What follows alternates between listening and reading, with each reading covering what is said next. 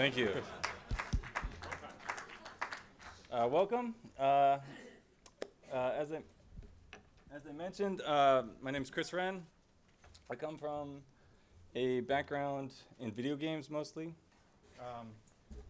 And the last 5 or 6 years I've been spending doing a lot of VR and AR. My passion for this stuff goes way back, and you can't hear me from here. So my passion for this stuff goes way back to the mid-90s when I was still in college, and I was doing a lot of VRML, and I was doing 3D chat rooms. And so why you should listen to me, I did video games for about 12 years. I teach on the East Coast now, computer game design. And again, I've spent a lot of time researching this stuff, building prototypes. And what I want to show you today is just some of the prototyping lessons learned. And hopefully, for those of you that are prototyping, developing this space, some tips about rules of the road. Again, those of you that know me or don't know me, even if you did know me, you probably didn't know that once upon a time I was a banana. And this is back mid-90s when everybody thought the internet was going to be 3D and we were all going to have avatars walking down the street. It seems to be happening now, though. 20 years. It took 20 years to kind of turn around, but we're finally there. This is kind of my background gaming-wise. First game was a flight simulator, Falcon 4.0. I did a lot of art. Moved into the production realm, a lot of the Sims games. And then before I kind of shifted into academia, I was working on a Warhammer title at Namco. I want to talk about this thing called the Metasphere, and I kind of came to it by accident.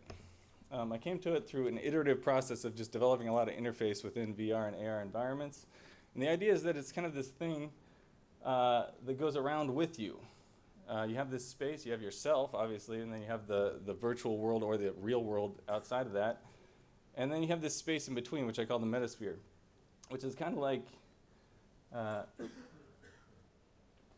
it's kind of like this group of buttons that can exist around you, and they go with you. And what's cool about AR space, especially with the new headsets and head tracking, is that you can have this virtual office that kind of walks around with you, with button placements that are in convenient locations all the time, but out of view.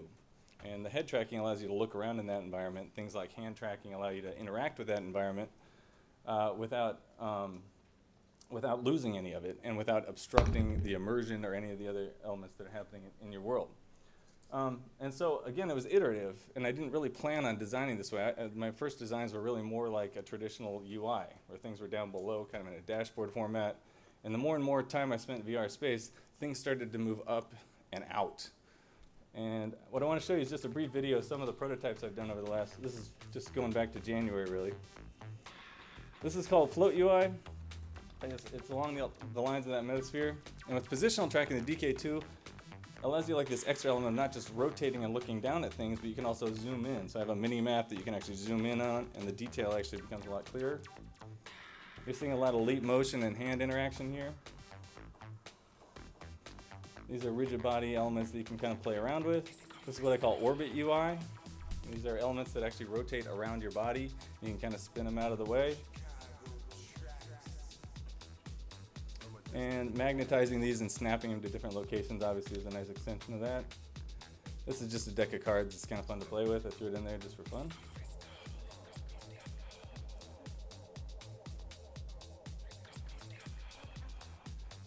Force powers.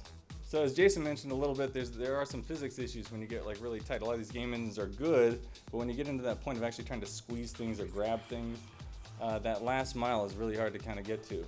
And so force powers and being able to pull and push things gives you a lot more superpowers within the VR AR space. You can do better things, dribbling a basketball in a minute and show why not.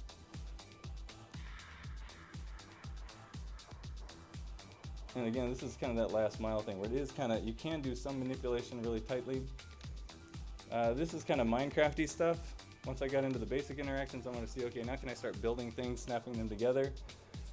In this case, I can draw using my hands, 3D objects. I can manipulate them, pick them up, drop them, add gravity, physical properties to them, shader properties to them, painting using a 3D palette. And note the position of all the UI stuff. It's all out of your way. Most of your interaction space, what I call the immersive space, this kind of NURB in front of you, should be clear. You want that immersion. You want that experience. But you want the UI elements there when you need them, but out of the way.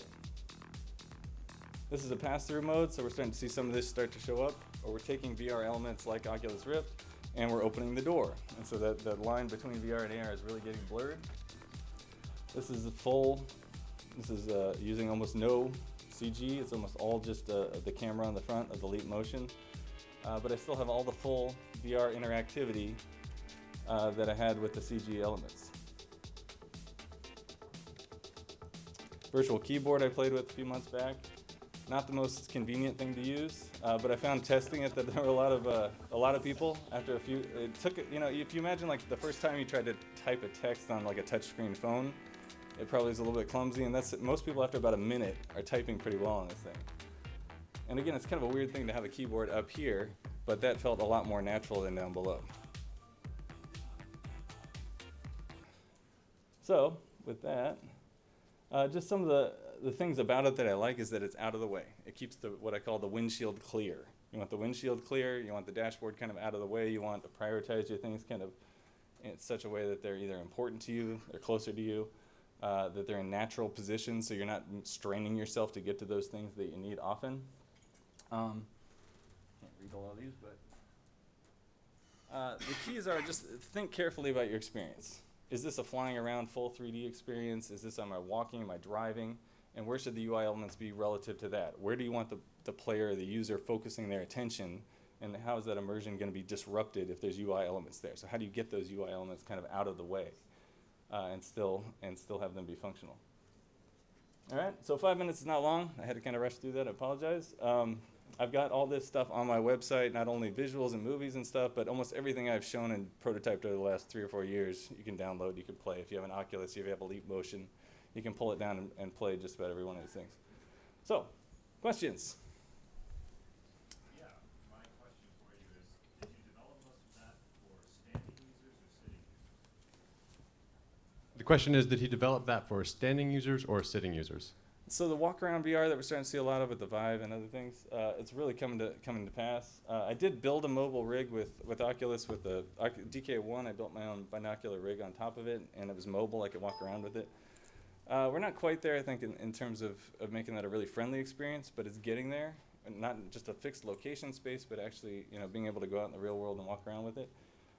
So I'm thinking in those terms, like that's where I want to be, but I think the technology is really young on that. And so I think within a year, absolutely. But right now, it's just hard to get a hold of the technology to actually get out there and be mobile in what I call an optimal experience. Chris, did you develop a gestural language with the Leap Motion controller? Oh, there. I did, before Leap Motion really had a lot of their software in place for gestures and stuff, I went out and took the 6th Sense, had a really cool model. I took their hand model, and I figured out Leap Motion had this really cheap mechanism by which they could detect fingers. And if the fingers were there, the hand was open. If the fingers weren't there, the hand was closed. And so I could do a really basic grip, even though I'm not I program, but I don't consider myself an engineer. I could figure out that if I can just get that basic gesture of open and closed, I can do a lot with it. And if you go to my website, you'll see like a basketball demo where you can grab balls and you can actually shoot them. And that was based on a really early prototype of a human hand kind of gesturing system. That's about all the time we have questions for. Thank you very much, Chris. Thank you guys very much.